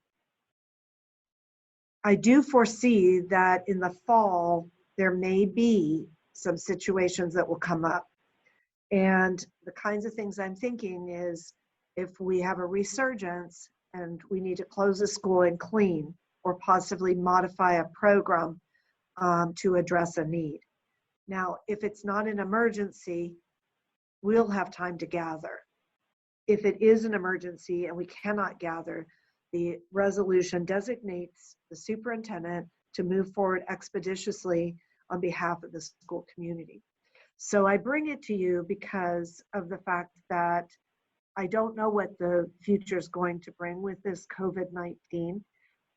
It would have been nice to have something like this in place when we were in the middle of all of the changes that were coming literally by the hour.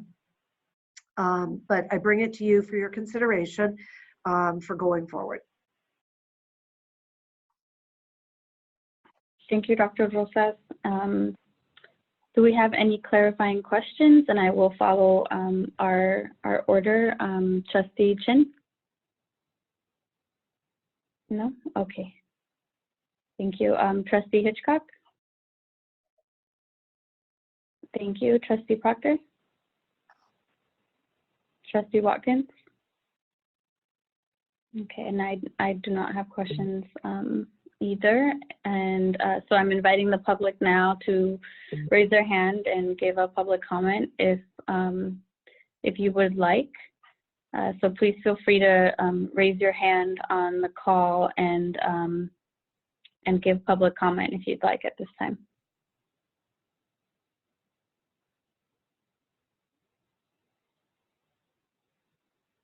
Okay, I don't see any public comments, so moving on to our discussion or comments. Trustee Chin, any comments?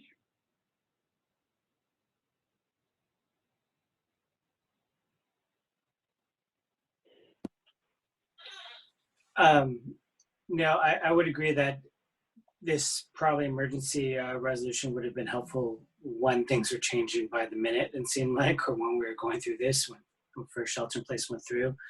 I do see some value in this as we go into the fall and with a potential maybe second wave if things come up. I think also though, on the other hand, I think we've been able to handle things pretty well. We've had, basically last month we had 3 meetings or 4 meetings when we were only supposed to have 2. It seemed like we were meeting every week. One, okay. So I am open to it. I'd love to hear what everyone else has to say. I think Dr. Roses, I know that you have brought many things to us when we need it, need to hear it, and we need to make a decision on it. So I trust that you would do the same with or without the resolution. But I'm happy to go with whatever the board decides on this one.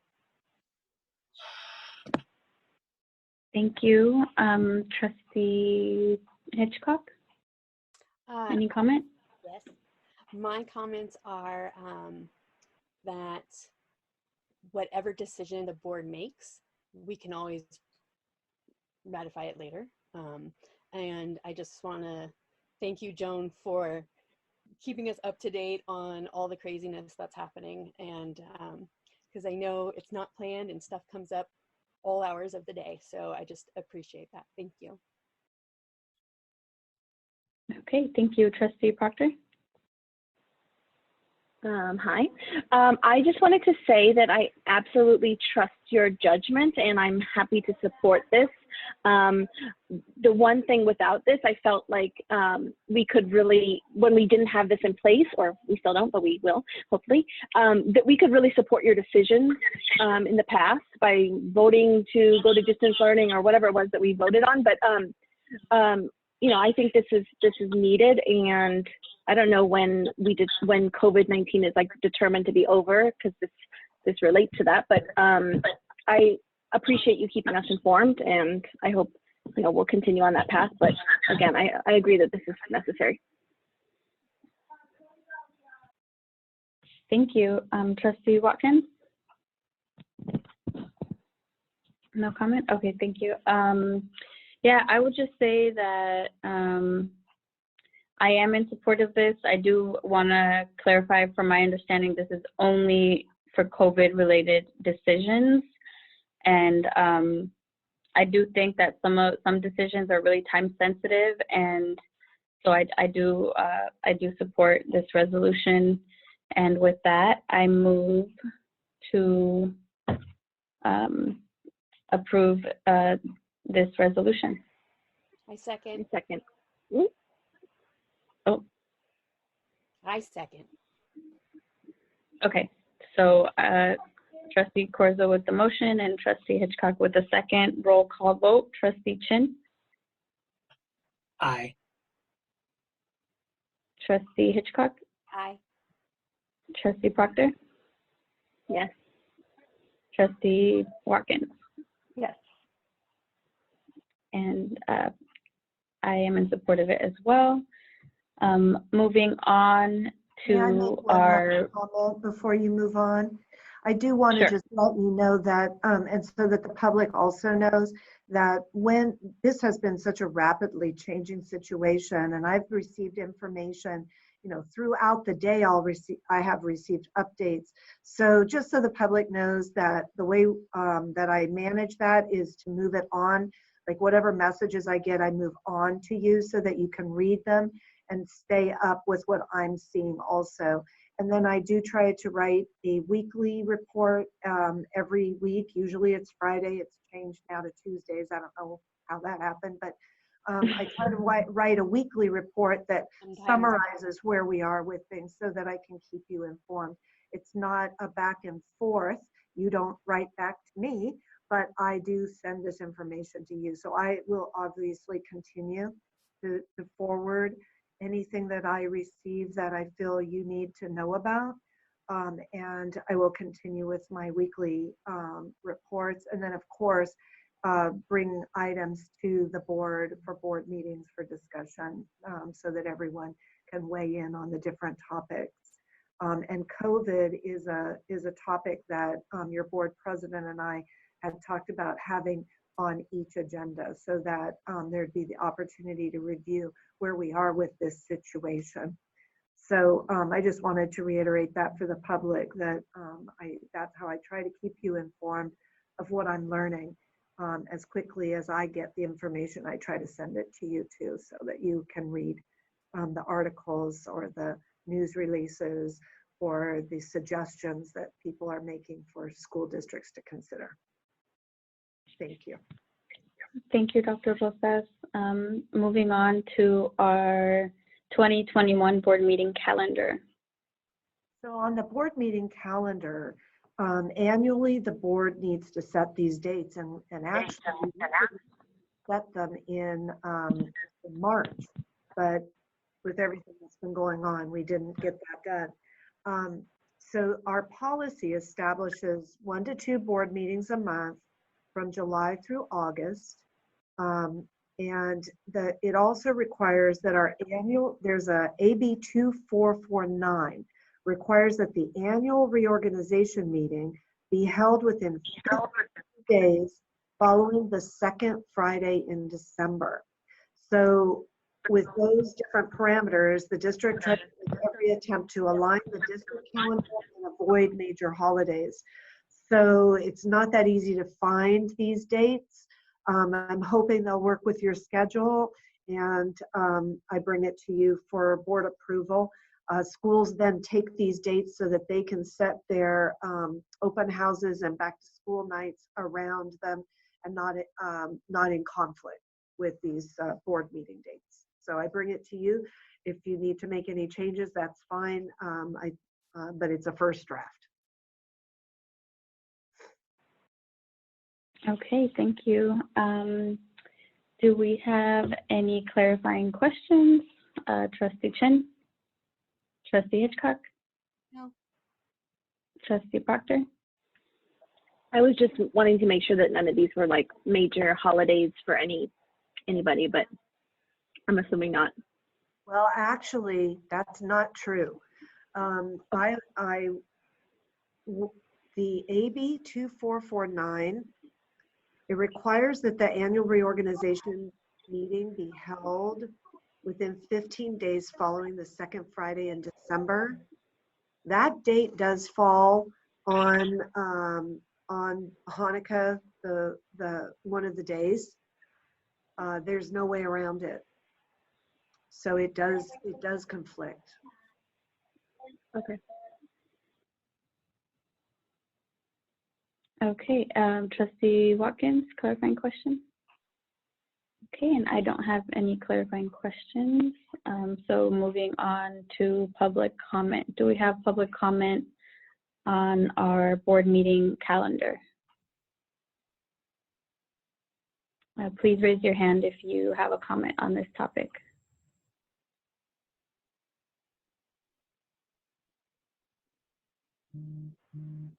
Okay, I'm not seeing any public comments.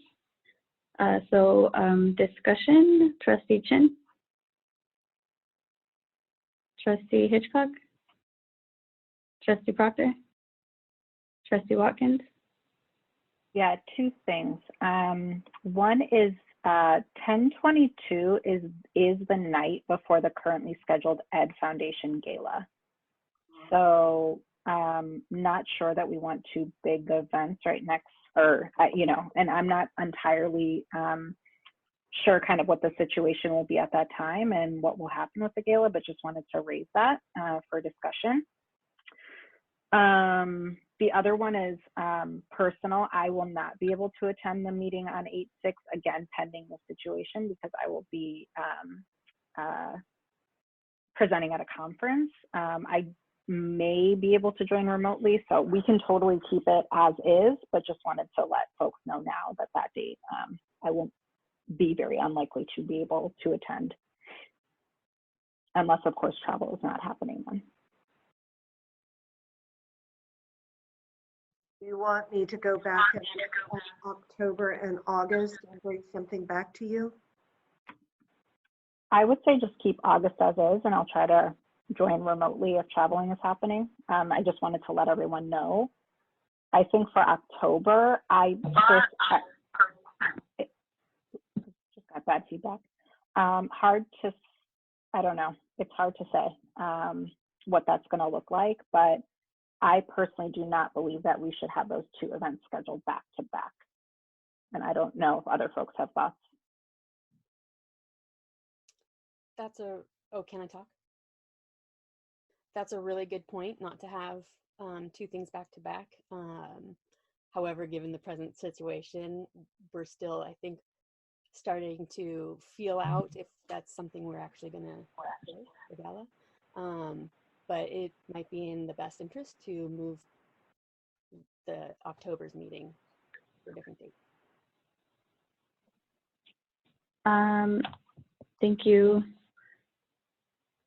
Would you like me then to bring back a meeting calendar in May that changes the October date?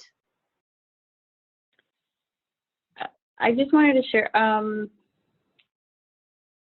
honestly, based on just being on the calls with the county throughout the week, while we are definitely like flattening the curve, I don't know that we're going to be able to have big events. And my understanding is that our October board meeting date is built around our fall break. And so while there's only one meeting in October, it does, you know, it does work around the fall break. And I actually would kind of just like to keep that date unless,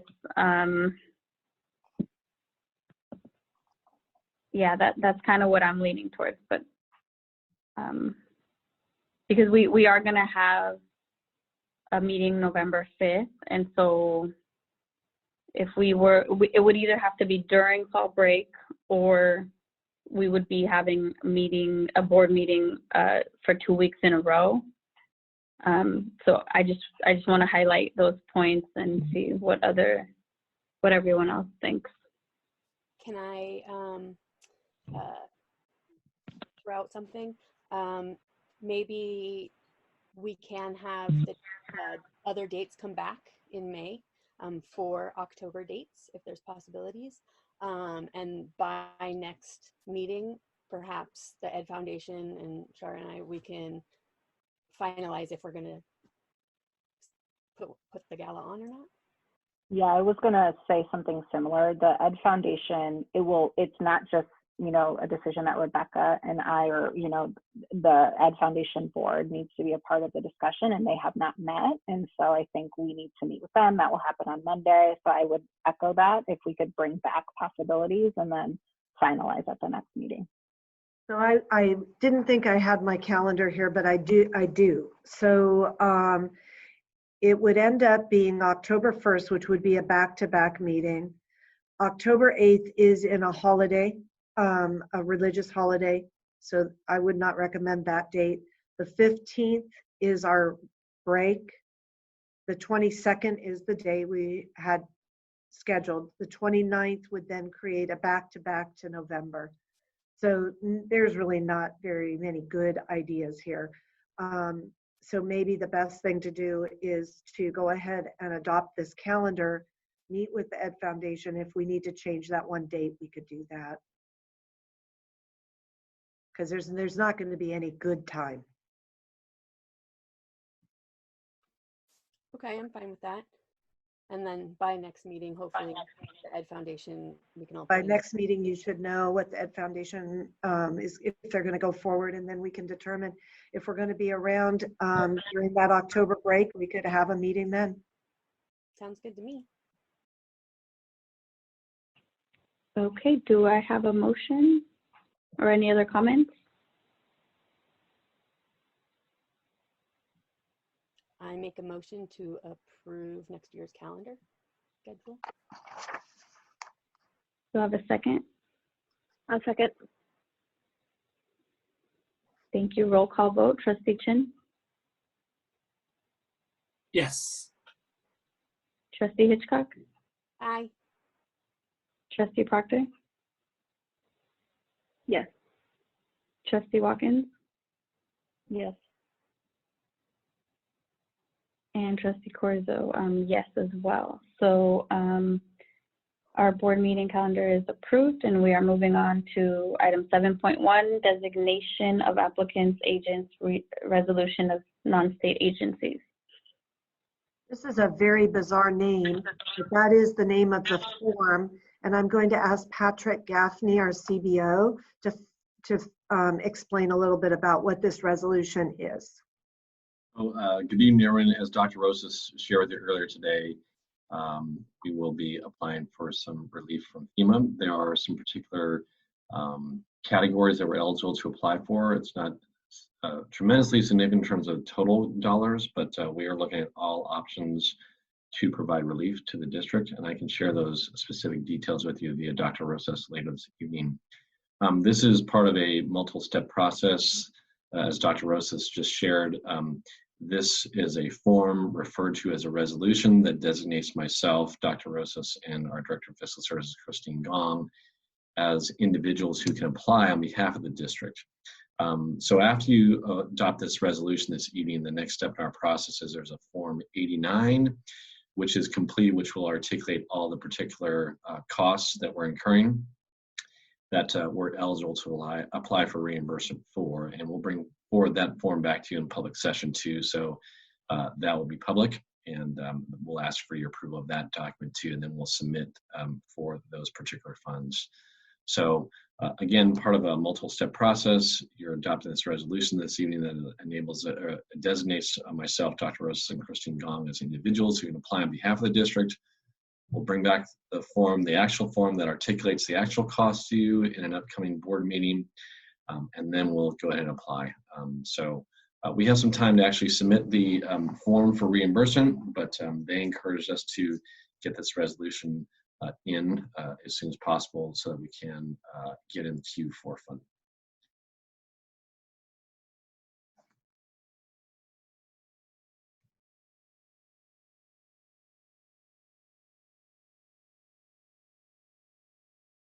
I can't. Questions. Can you hear me now? Okay, thank you. Thank you for sharing that, Mr. Gaffney. Do we have any clarifying questions from our board? Trustee Chin, Trustee Hitchcock, Trustee Proctor, Trustee Watkins? Okay, and I don't have questions either. Do we have any public comments on this item? Okay, I'm going to give it a couple of seconds and then we'll move on. Okay, seeing no public comment, do we have any comments or discussion on this item? Trustee Chin? Trustee Hitchcock?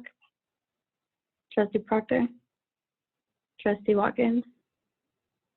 Okay, I don't have any comments either. Do I have a motion? I'll make a motion to approve the resolution of non-state agencies. This is Ken. I will second that motion. Okay, thank you. Motion moved by Trustee Proctor and second by Trustee Chin. Roll call vote, Trustee Chin, Yes. Trustee Hitchcock, Yes. Trustee Proctor, Yes. Trustee Watkins, Yes.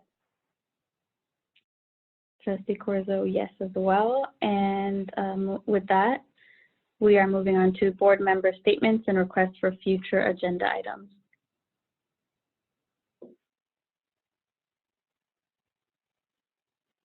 Trustee Chin,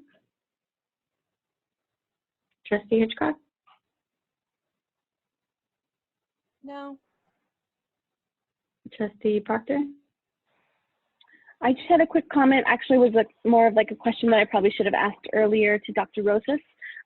In regards to your May coffee chats that you were going to do, I was just curious. I know you said that only a couple of us could be on. Is that something that could be recorded that we could then hear the comments later, or have you thought about that, or translation as well for other families? We always do translation for our coffee chats, Okay. but as far as recording, I will check on that. I believe Thank that you. we can. I don't see why. The issue is all of you being there and potentially making a decision as a group, which you're not allowed to do. So I don't see why there would be a problem with that. I'll double check and then we could do that. That's a Thank great you. Okay, Trustee Watkins. Okay. I did have a couple requests for future agenda items, some more time sensitive than others, but I do just want to bring attention to the reality that there have been in our county some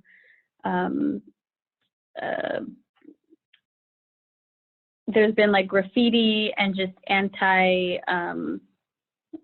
some xenophobic graffiti and things of that nature in our community. And we have had elected officials, like our mayor in San Mateo, for example, go out and remove some graffiti himself as soon as learning about it. And so there is a campaign in our county for elected bodies to support an anti-xenophobia resolution and to just, call that out and stand against it. So I would like to request that our board have this on one of our, preferably our next agenda to support that movement in our county. And I did also want to, and this maybe doesn't necessarily have to be an agenda item, but as we were speaking, it just kind of came to mind. I'm just wondering if it'd be possible for us to check in with our community partners, especially ones like after school programs that typically give support to some of our neediest students in terms of academic support after school, help with homework, etc. So I think it'd be great if we could do that and then maybe have it on an agenda so that we can, share that information and just take that into account into our decision making. Yes. Also, this one I think could be later on down the line, but I do just want to share that I was informed that there's kind of like a statewide movement for ethnic studies at all levels to be supported and implemented, and so I'm interested in that. So I'm wondering if we could place it on one of our agendas further out and have that discussion as a board. And I just did want to make one more statement in terms of, again, I don't want to be repetitive, so I'll keep it short, but I just want to say that I'm sure folks are continuing to struggle. So I just want to kind of remind everyone that if you are personally struggling, there are community supports out there. Please, you know, reach out to your family, your friends, even your student's teacher.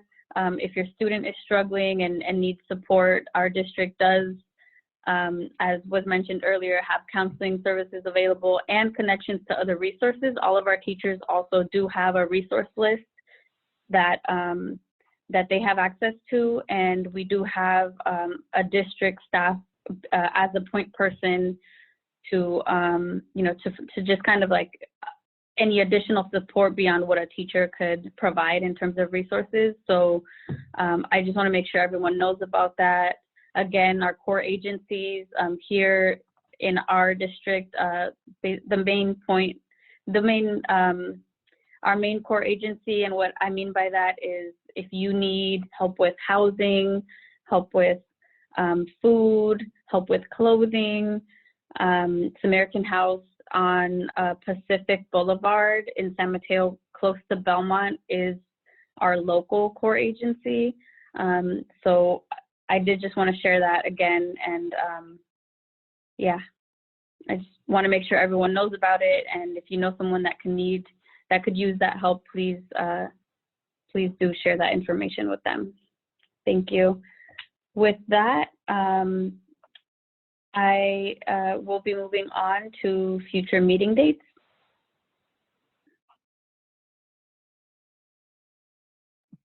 Sorry. I actually think that our future meeting dates that are listed are the next board meetings. And I'm only just getting information from the different groups that are reconvening. So PTA is starting back up again. They've been holding some happy hours, and so that's coming up in Monday, and Ed Foundation is coming up again in Monday. And then we have our board meeting. So that's what I know of right now. Thank you, Dr. Rosas. With that, we are moving on to adjournment. Do I have a motion for adjournment? I make a motion to adjourn. Do I have a second? I'll second. Thank you. Trustee Chin? Yes. Trustee Hitchcock? Yes. Trustee Proctor? Yes. Trustee Watkins? Yes. Okay, Trustee Corzo, yes. We are officially adjourned. Thank you for your time, everyone. Thank you. Bye.